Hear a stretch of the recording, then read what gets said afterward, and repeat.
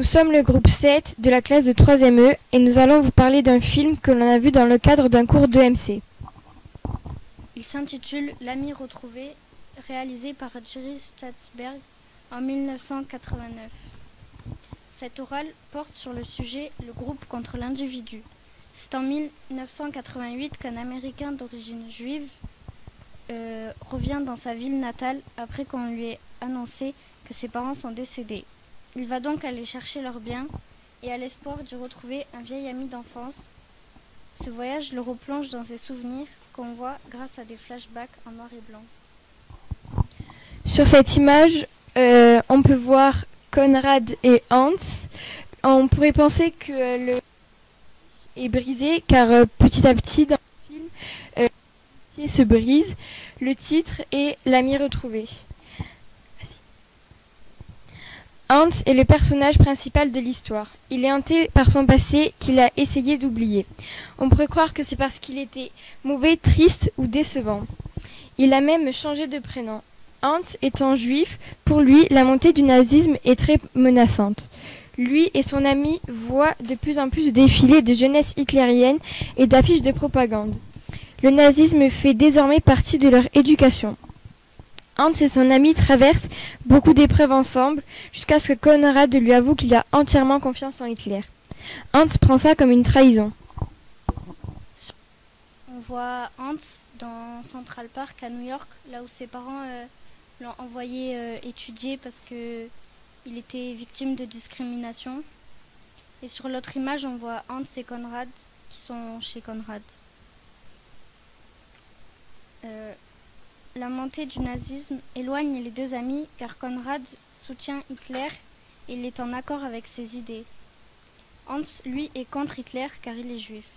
Le nazisme et l'antisémitisme sont très menaçants pour la famille de Hans et pour tous les autres juifs. La montée du nazisme est soulignée par les affiches de propagande d'Hitler et de la croix gammée qui sont de plus en plus présentes en Allemagne. On voit des défilés de jeunesse hitlérienne.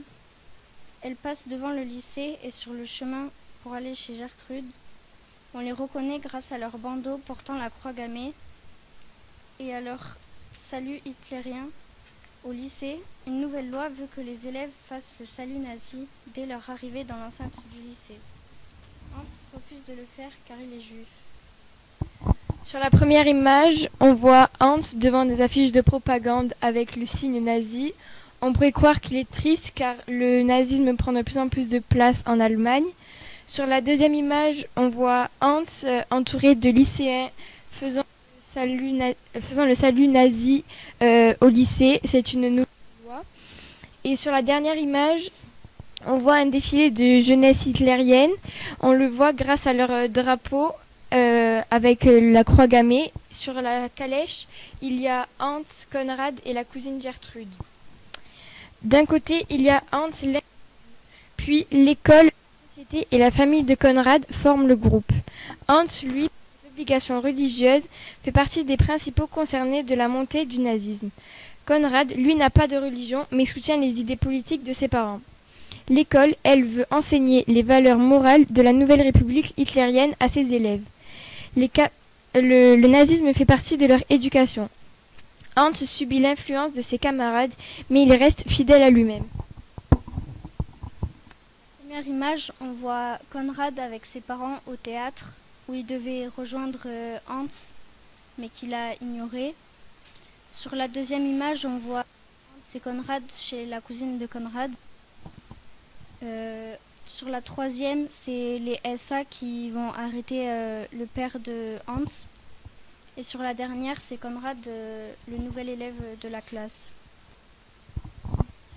En conclusion, la société qui est dirigée par Hitler est mise en avant par la propagande. Les Allemands sont en grande partie pour Hitler, ce qui devient menaçant et imposant pour les Juifs.